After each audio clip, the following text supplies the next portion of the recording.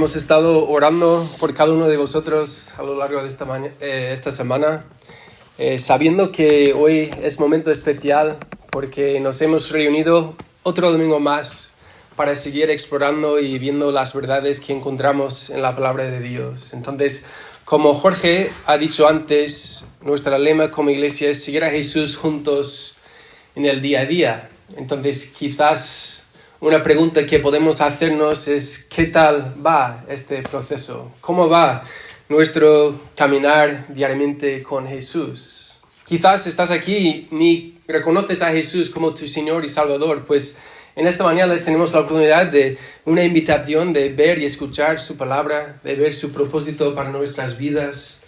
Y quizás para la gran mayoría sí, somos personas que nos identificamos como cristianos. Seguimos a Jesús, por lo menos es nuestra profesión de fe, pero sabemos, si somos honestos, que es un proceso continuo, es un proceso duro a veces. Así que venga, esta mañana vamos a prestar atención ahora a la palabra de Dios, porque si somos honestos, podemos reconocer que todos necesitamos orden en la vida. Y no solamente en nuestras vidas, sino también en la iglesia local, ¿vale?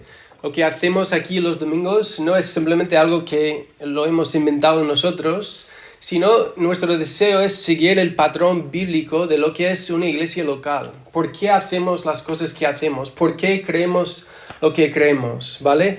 Entonces, ahora es un momento para poder reflexionar juntos sobre la palabra de Dios, porque si queremos tomarlo en serio, la idea de seguir a Jesús, pues sabemos que esto requiere un nuevo corazón. Eso empieza con el Evangelio, las buenas noticias de Cristo, de que nosotros, por nuestra naturaleza pecaminosa, no somos capaces de seguirle, no somos capaces de obedecer a Dios, de disfrutar de Dios, porque hemos elevado nuestra propia rebelión. Hemos ido en contra de Dios por nuestro propio pecado. Entonces, en primer lugar, necesitamos un corazón nuevo. Pero también parte de este proceso de seguir a Jesús es desarrollar un amor profundo por su amor, por quién es Dios, y también un amor por su iglesia. Entonces, tenemos ganas de empezar esta nueva serie. Ya sabéis que estuvimos viendo pues lo que es la gran narrativa, como toda la Biblia. Al final nos apunta a ver una misma historia que se trata de Jesús, nuestro Señor, nuestro Salvador.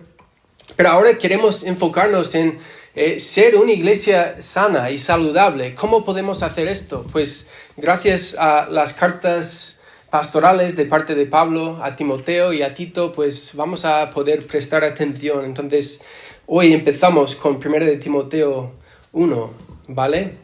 Y como visión para nosotros en Videa, como iglesia local, pues queremos crecer y madurar en nuestro entendimiento y práctica de lo que es la visión bíblica para la edificación de iglesias sanas. No solamente aquí en Videa, sino más iglesias en el futuro, ¿vale? Queremos buscar cómo podemos ser iglesias saludables. Queremos también reflejar el propósito de Dios para la iglesia local. ¿Cómo? Pues queremos guardar y enseñar el verdadero evangelio.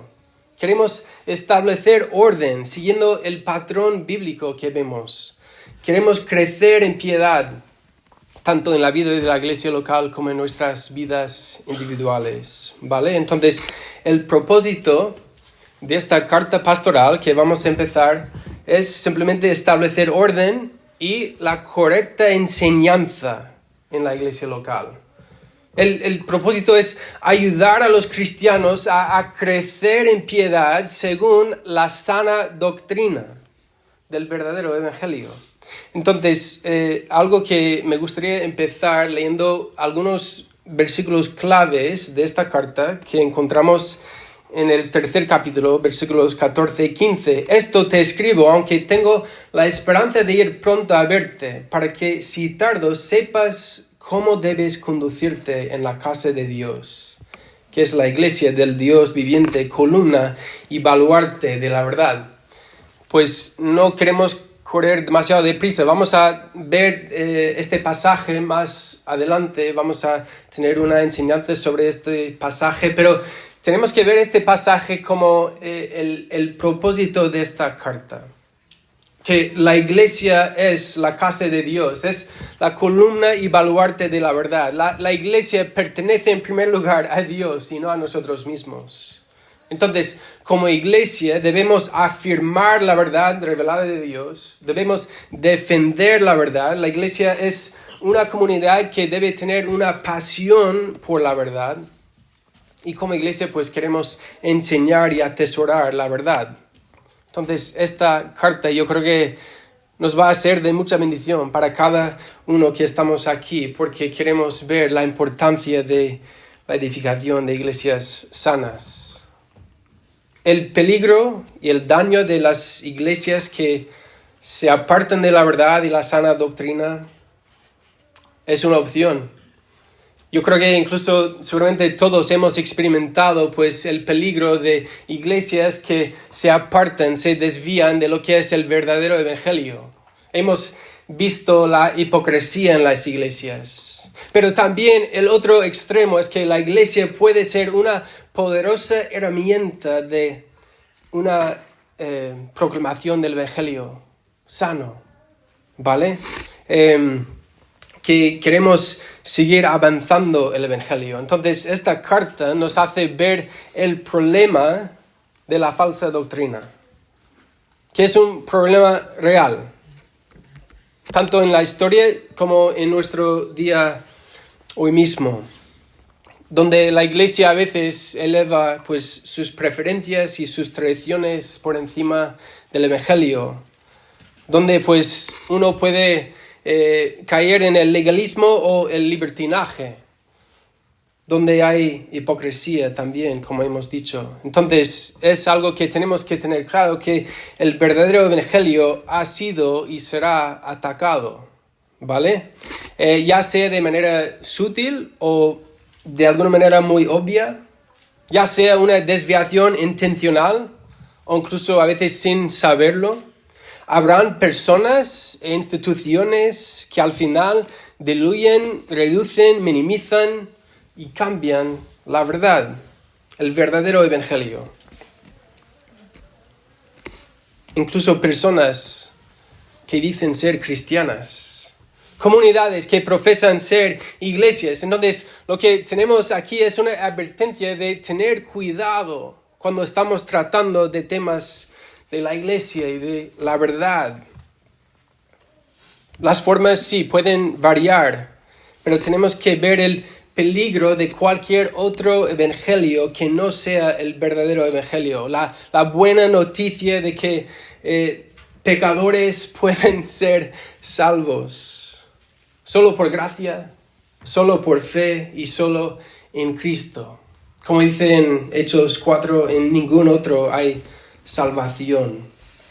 Entonces, empezamos con esto, la palabra de Dios siendo nuestra cosmovisión. Gracias a Dios por su palabra. Podemos estar preparados, podemos enseñar y defender el verdadero evangelio.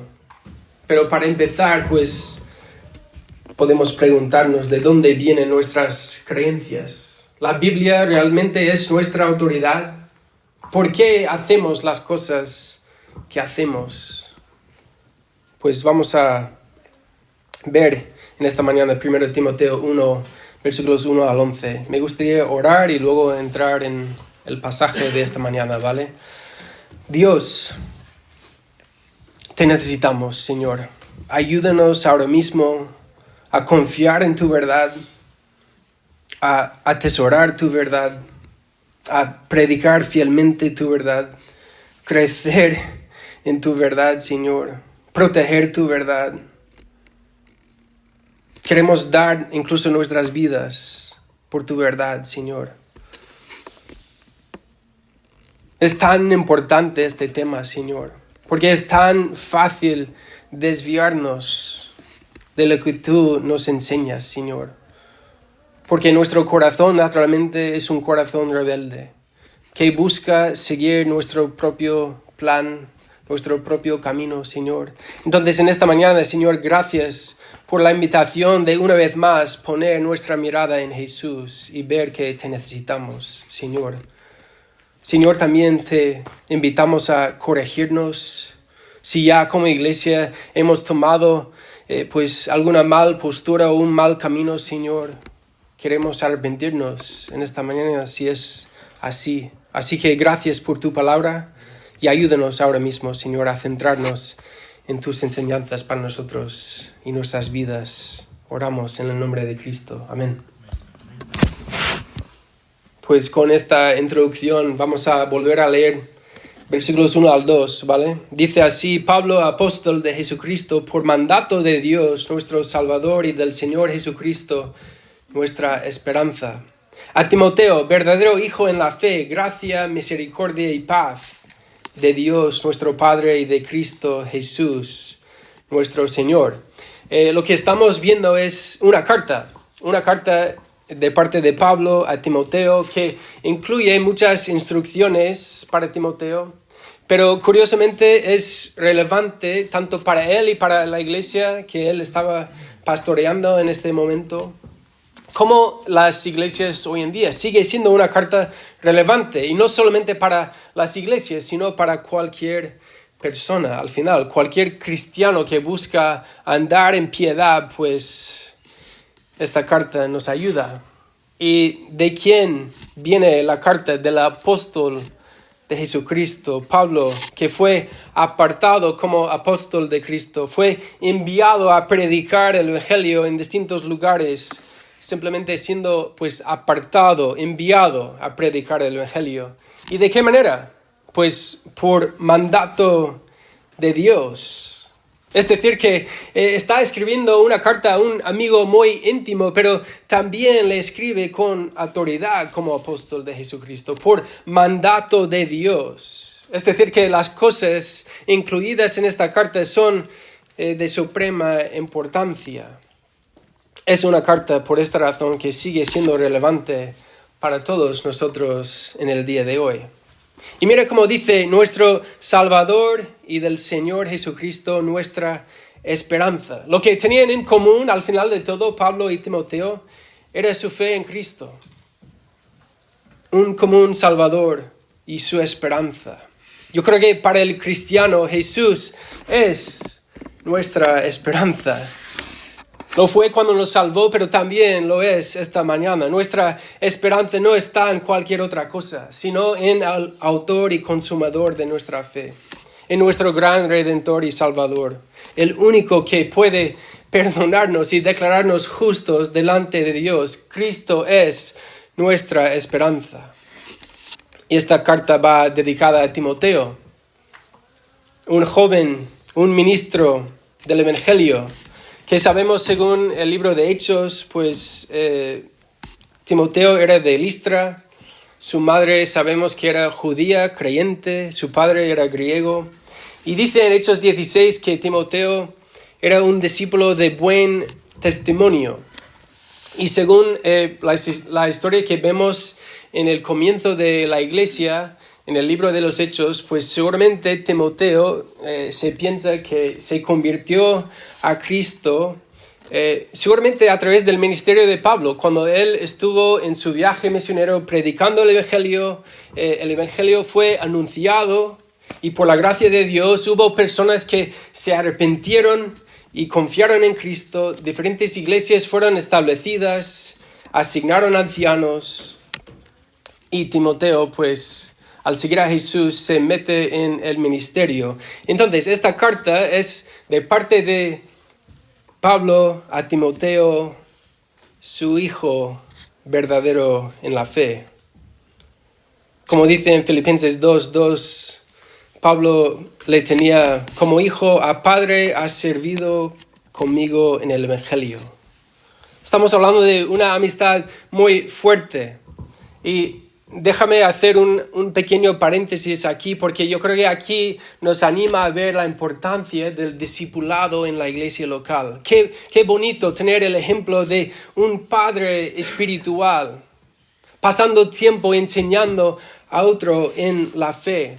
Yo puedo pensar en mi propia vida y doy gracias a Dios por las personas que, en primer lugar, me explicaron, me predicaron el Evangelio de una manera donde yo podía entender mi necesidad de Cristo, pero luego tuvieron la paciencia de andar conmigo, de apuntarme a ver la belleza de las verdades que encontramos en la Biblia. Yo pienso en un hombre que se llama Chad, un gran amigo que me ayudó a tener una pasión por compartir el Evangelio con los demás. Pienso en un hombre al llegar aquí a España, después de un par de años estando aquí, Jaime Ardiaca, que es pastor de la iglesia de Amara, que tuvo la paciencia y me dio las oportunidades a empezar a predicar el Evangelio. Y luego tuvo también la misericordia para ayudarme, a guiarme, a darme retroalimentación. Pienso en otro amigo, Jack, que me ayudó a crecer en amor por la sana doctrina. Qué bueno es poder depender de otros, de tener a otros apuntándonos a Cristo, porque todos al final somos necesitados. Y siempre en la vida cristiana habrá personas más maduras en la fe que nos rodean, que podemos aprender de ellos, pero también por la gracia de Dios habrá también personas que podemos ayudar en su camino con Jesús. ¿Vale? Entonces, ¿tenéis hijos espirituales? ¿Tenéis a otros en la vida que estáis apuntando a ver la belleza de una vida piadosa, centrada en el Evangelio? Pues Pablo aquí le escribe a Timoteo para animarle a crecer en piedad en su vida personal, pero también para crecer en su ministerio pastoral. Y se ve una preocupación real de parte de Pablo, porque Timoteo fue un pastor joven, hacía falta aprender mucho. Quería ayudarle a ver el peso de sus responsabilidades, ayudarle a establecer orden y correcta enseñanza en la iglesia local, a tomar en serio lo que significa conducirse en la casa de Dios. Pero gracias a Dios, Timoteo no estuvo solo en este proceso. Y mucho mayor de tener la ayuda de Pablo, tuvo la gracia y misericordia y paz de Dios, nuestro Padre, y Cristo Jesús, nuestro Señor. Pablo, al destacar las grandes responsabilidades que Timoteo tuvo como líder joven en la iglesia, también le recuerda de la gracia de Dios siendo suficiente, la misericordia de Dios, el hecho de que ya tenemos paz con Dios gracias a Cristo. Entonces, Timoteo no es llamado a establecer orden en la iglesia local y buscar piedad por su propia fuerza, sino dependiendo de la gracia de Dios. Versículo 3 dice, como te rogué que te quedases en Éfeso cuando fui a Macedonia, para que mandases a algunos que no enseñen diferente doctrina. Ahí vamos, con el encargo de parte de Pablo a Timoteo, de quedarse en Éfeso, donde el Evangelio sí había sido proclamado, pero hacía falta volver a poner orden, establecer orden y correcta enseñanza. Porque se ve que enseguida, como humanos, nuestra tendencia es otra vez torcer la verdad, desviarnos de la verdad. Entonces, su encargo fue corregir y que no enseñan diferente doctrina. O para decirlo de manera positiva, que enseñan sana doctrina. Es el encargo de parte de Pablo a Timoteo, un llamado a confrontar y corregir la falsa doctrina. ¿Qué es entonces doctrina? ¿De qué estamos hablando cuando hablamos de la sana doctrina? Pues doctrina es simplemente el conjunto de ideas o principios fundamentales o creencias, ¿vale? Es nuestra manera de entender lo que la Biblia enseña, es nuestra doctrina. Entonces, cuando hablamos de la sana doctrina, buscamos afirmar lo que la Biblia afirma y enseña. La sana doctrina sería simplemente un conjunto de enseñanzas que afirman lo que la Biblia enseña. Al pensar en diferentes temas, queremos preguntarnos qué dice la Biblia acerca de estos temas. Y queremos ser fieles a enseñar lo que la Biblia dice sobre estos temas. Entonces, cuando hablamos de la sana doctrina, no estamos buscando simplemente imponer nuestras ideas a la Biblia, sino dejar que nuestra manera de pensar, dejar que nuestras ideas sean informadas por la palabra de Dios.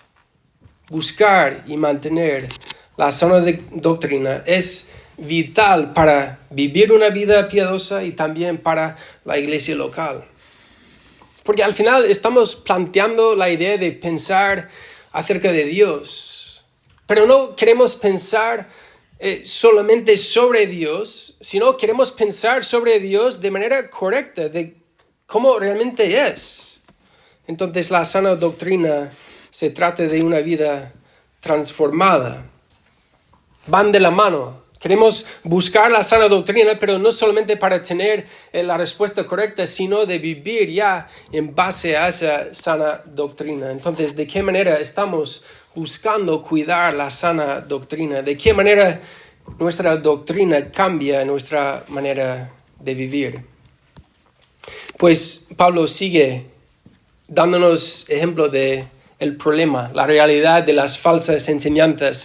En versículo 4 diciendo, ni presten atención a fábulas y genealogías interminables que acarrean disputas más bien que edificación de Dios, que es por fe. Así te encargo ahora, pues el propósito de este mandamiento es el amor nacido de corazón limpio y de buena conciencia y de fe no fingida, de las cuales cosas, desviándose algunos, se apartaron a vana palabrería, queriendo ser doctores de la ley sin entender ni lo que hablan ni lo que afirman. Entonces, Pablo va desarrollando la necesidad, ayudando a Timoteo a ver que, mira, hemos empezado bien con el Evangelio, pero enseguida nuestra tentación es volver a nuestros propios caminos. Enseñar doctrina extraña, diferente doctrina. Y en este caso, pues pone el ejemplo de fábulas y genealogías. Pero tenemos que recordar que Jesús mismo redefine el concepto de la familia. Jesús enseña que hay necesidad de nacer de nuevo. Cuando pensamos en la genealogía, pues sabemos que para los judíos la genealogía fue algo muy importante. Pero incluso ayer en el grupo de hogar estuvimos recordando que un caso donde Jesús confronta a unas personas religiosas que quieren posicionarse delante de Dios en base a su genealogía. Y ellos dicen en Juan 8 que, mira, nuestro padre es Abraham, somos descendientes de Abraham. Y por esta razón podemos tener relación con Dios. Pero Jesús les mira y les dice algo muy fuerte, que no, sois hijos del diablo. ¿Por qué? Porque rechazaban que Jesús era realmente el Mesías. Querían matarle. Pero podemos recordar que el Evangelio derriba divisiones, como nos habla en Efesios 2. Ahora no hay separación entre judíos y gentiles, somos uno en Cristo. Entonces, hablar de las fábulas y las genealogías era una manera de desarrollar una falsa enseñanza, una doctrina diferente. Que al final, ¿a dónde les llevó esto? A tener disputas en vez de edificación. Es decir, que en vez de hacer avanzar el plan de Dios, en vez de edificar a los creyentes y la iglesia, a vivir de manera piadosa, se preocupaban más por cosas que no importaban, por disputas. Habían desviado de la fe verdadera. Y al final acaban pues simplemente en la vana palabrería. Entonces, vamos a ir atrás a versículo 5. Porque queremos ver ese contraste, ¿vale? Entre la falsa enseñanza con la verdadera enseñanza cristiana. Pablo ayuda a Timoteo a ver cuál es el propósito de la instrucción de la sana doctrina. Dice en versículo 5, pues el propósito de este mandamiento es el amor nacido de corazón limpio y de buena conciencia, de fe no fingida. El propósito al final de elevar la sana doctrina se trata del amor. Amor por quién es realmente Dios. Y Jesús, podemos recordar que Él mismo resumió toda la ley en 2 mandamientos. Amarás al Señor tu Dios con todo corazón, alma y mente. Y también amarás a tu prójimo como a ti mismo. Entonces, el objetivo, el propósito de enseñar la sana doctrina es, al final de todo, elevar nuestro amor por Dios y nuestro amor al prójimo. Y curiosamente, la ley, sí, por un lado puede exigir el amor, pero la ley nunca puede producir el amor. ¿Qué dice aquí? El amor genuino nace de un corazón transformado. ¿Cómo? Por el poder del Evangelio de Cristo. Cuando un pecador, un enemigo de Dios, experimenta la gracia inmerecida de Dios, podemos realmente experimentar el amor y mostrar el amor y crecer en nuestro amor por Dios y a los prójimos. Como cristianos queremos crecer en nuestro amor a Dios y a los demás. ¿Cómo buscamos fomentar este amor? Pablo nos habla de tener un corazón limpio, de tener buena conciencia, de una fe sincera. Entonces, la sana doctrina es lo que nos lleva a tener una fe sana y vivir de manera sana. Podemos saber cosas de Dios sin amarlo, pero no podemos amar a un Dios que no conocemos. Entonces estamos viendo el peligro de la desviación de la fe verdadera, desviándose de la sana doctrina. ¿A dónde nos lleva? Pues a la vana palabrería, es decir, a la religiosidad, a la hipocresía, incluso a la inmoralidad, a hacer cualquier cosa que al final que nos dé la gana. Incluso queriendo ser doctores de la ley sin entender ni lo que hablan ni lo que afirman.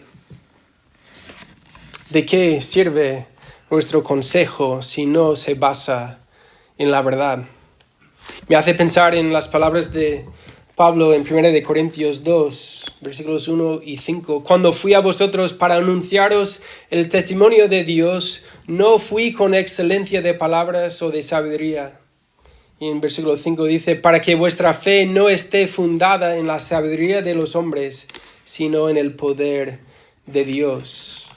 Entonces, querido cristiano, tu consejo, lo que enseñas a los demás, se trata más de lo que quieren escuchar o lo que necesitan escuchar. ¿Entendemos lo que hablamos y lo que afirmamos? ¿Atesoramos el Evangelio de Cristo? ¿O empezamos a desviarnos del verdadero Evangelio? Somos llamados a proteger el Evangelio, a ver la importancia del Evangelio en nuestras vidas. Y amigos, los que no habéis confiado en Cristo como vuestro Señor y Salvador, pues seguramente buscas la felicidad, el propósito de la vida. Pero según la Biblia, una cosmovisión, una manera de ver y entender el mundo sin Cristo es como estos que quieren ser doctores de la ley, pero no saben ni lo que enseñan.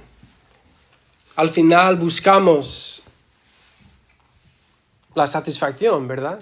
Pero buscamos una satisfacción que realmente es una satisfacción verdadera, o simplemente buscamos y nos complacemos con buscar y seguir promesas que suenan bien, pero al final son vacías. Jesús dice, yo soy el camino y la verdad y la vida. Nadie viene al Padre sino por mí. Pues vamos a centrarnos en esta parte que tiene que ver con la ley, versículos 8 a 10. Pero sabemos que la ley es buena si uno la usa legítimamente. conociendo esto, que la ley no fue dada para el justo, sino para los transgresores y desobedientes, para los impíos y pecadores, para los irreverentes y profanos, para los parricidas y matricidas, para los homicidas, para los fornicarios, para los sodomitas, para los secuestradores, para los mentirosos y perjuros, y para cuanto se oponga a la sana doctrina. Es un listado que quizás es incluso difícil volver a destacar, pero queremos ver que Pablo dice que, por un lado, la ley es buena. No sé si estamos de acuerdo que la ley es buena. Seguramente habéis recibido una multa, e incluso algunos quizás habéis cumplido una condena. En este sentido, quizás no pensamos en la ley como algo bueno, pero a la vez todos deseamos, todos queremos la justicia, ¿verdad? Todos tenemos un profundo deseo de vencer el mal con el bien. Todos queremos ver lo incorrecto hecho correcto, pero hay que saber cómo usar bien la ley, ¿verdad? Porque la ley puede ser de mucha maldición, pero también la ley puede ser utilizada para apuntarnos a ver nuestra necesidad de Cristo. Y al final es el propósito de la ley. El propósito de la ley es apuntarnos a ver nuestra naturaleza pecaminosa. La ley sirve para mostrarnos que, en primer lugar, somos culpables ante Dios. La ley también sirve en una buena manera a restringir el mal. Que no estamos haciendo todo el mal que podemos todo el rato, gracias a Dios. Y la ley también es una herramienta para mostrarnos nuestra necesidad de Dios, para apuntarnos a ver nuestra necesidad de Cristo. Entonces, la ley, tenemos que tener claro que la ley no nos salva, pero sí nos apunta al único que tiene poder de salvarnos. Y es más, la ley también nos enseña cómo vivir estando en Cristo. Entonces, queremos ser claros que no somos justificados, no somos salvos por medio de cumplir la ley. Somos incapaces, no podemos. ¿Vale? Somos justificados por medio de Cristo. Somos libres de obedecer la ley con gozo ya gracias a la obra de Cristo. Entonces, como cristianos no obedecemos a Dios buscando aprobación, sino como un acto de gratitud y adoración. Entonces la ley se convierte en un gran gozo gracias a la obra de Cristo. ¿Vale? Somos salvos por gracia. Estamos ya aceptados en Cristo. No podemos ser más justificados que ya lo que somos en Cristo. Otra cosa es, sí, seguir creciendo en santidad, ¿vale? Pero hay que ver este contraste entre la ley y el Evangelio. Para utilizar la ley de buena manera, de manera legítima, nunca podemos separar lo que es la ley del poder del Evangelio. Porque sí, la ley condena al pecador, ¿vale? Pero la ley sin el Evangelio no es una buena noticia. Sin el Evangelio de la gracia de Cristo, la ley solamente nos condena, nos aplasta. Pero al mismo tiempo, aunque no seamos salvos por la ley, tampoco somos llamados a vivir como nos dé la gana. Un cambio de corazón produce un cambio de conducta, ¿vale? Entonces, Pablo está resaltando estas falsas enseñanzas, diciendo que, mira, el Evangelio debe provocar un cambio en nuestras vidas, ¿vale? No somos salvos en intentar cumplir con la ley. Somos salvos por la gracia de Cristo, pero ahora, gracias a su obra, pues nuestras vidas van a ir siendo transformadas. Se trata de buscar un equilibrio entre el legalismo y el libertinaje, ¿vale? Son dos extremos de minimizar el poder del Evangelio. Y habrá una tentación, está diciendo Pablo a Timoteo, habrá una tentación muy fuerte de abandonar la ley y vivir según nuestros propios estándares. En Éfeso algunos habían dejado de predicar el verdadero evangelio. Y Timoteo fue llamado a corregir el mal uso de la ley.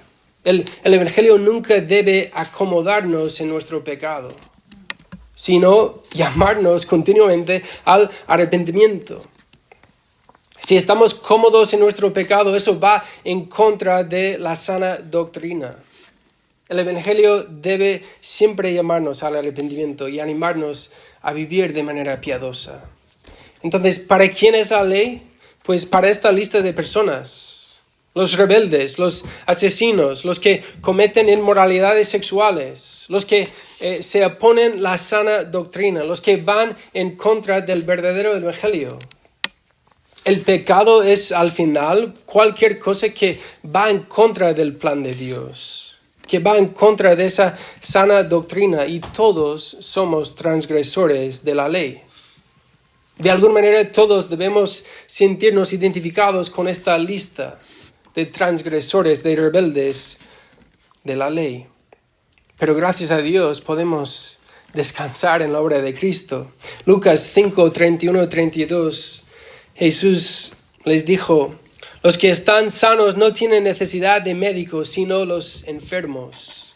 No he venido a llamar a los justos, sino a pecadores al arrepentimiento. Y es con esta parte de nuestro pasaje que tenemos que prestar atención al glorioso Evangelio. Versículo 11, y vamos concluyendo. Según el glorioso Evangelio del Dios bendito, que a mí me ha sido encomendado. Pablo una vez más está destacando el glorioso Evangelio de Cristo. Lo que la ley no tiene poder de hacer, Cristo sí lo tiene. Porque la ley no perdona, la ley no limpia.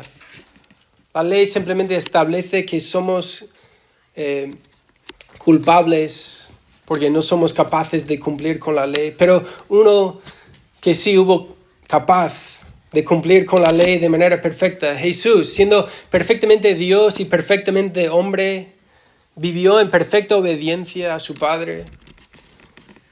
Murió en nuestro lugar, el único que no mereció la muerte murió en nuestro lugar y resucitó de la muerte. Lo que celebramos la semana pasada, la Pascua, la resurrección de Cristo, mostrando su poder sobre el pecado, su victoria sobre la muerte. Jesús luego ascendió al cielo, donde sigue reinando. Entonces, ahora mismo, en esta mañana, también es una invitación a recordar y apreciar el glorioso Evangelio del Dios bendito. Es un llamado al arrepentimiento y la fe, un proceso continuo que influye todo lo que creemos y hacemos. Entonces yo creo que con esta introducción de la carta nos prepara nuestros corazones para ver la importancia de lo que creemos y lo que hacemos, tanto en nuestras vidas como en la iglesia local. Queremos centrarnos en la sana doctrina. Queremos usar la ley de manera buena, apuntándonos a ver nuestra necesidad de Cristo, ver que el Evangelio nos libra de la condenación de la ley y a la vez pues nos capacita para obedecer a Dios con gozo. Entonces yo creo que al leer esta carta es una invitación a reflejar de cómo debemos responder en nuestros corazones ahora mismo. Vale, pues vamos a orar y seguir celebrando juntos en esta mañana. Dios, muchas gracias por esta carta, Señor, que al final nos confronta. Si somos honestos, Señor, porque nos recuerda a los que somos de Cristo. Nos recuerda una vez más del glorioso Evangelio que nos salvó. Que somos salvos no en base a lo que podemos hacer, sino en base a lo que Cristo hizo. Somos salvos por gracia, por medio de la fe. Gracias, Señor, por poder descansar en este glorioso Evangelio. Gracias por cómo este Evangelio pues cambia cada parte de nuestras vidas, Señor. No solamente nuestra manera de pensar, sino nuestra manera de vivir y actuar. Y gracias por ayudarnos a ver pues la relevancia del Evangelio también en la iglesia local, Señor. Queremos seguir siendo pues fieles a elevar tu verdad por encima de nuestras opiniones, Señor. Así que ayúdanos a ser humildes, Señor. Necesitamos seguir aprendiendo de ti. Ayúdanos a tener una mayor pasión por tu sana doctrina, Señor. Y si hay alguien aquí en esta mañana, Señor, que todavía no ha abrazado tu glorioso evangelio, Señor, pues hoy es día de salvación. Ayúdanos como iglesia a poder acompañar a los demás, Señor, a ver su necesidad de Cristo, Señor. Así que gracias que podemos estar estudiando esta carta juntos durante las próximas semanas, Señor. Queremos seguir creciendo y al final pues enamorándonos más y más de ti. Así que oramos en el nombre de Cristo. Amén.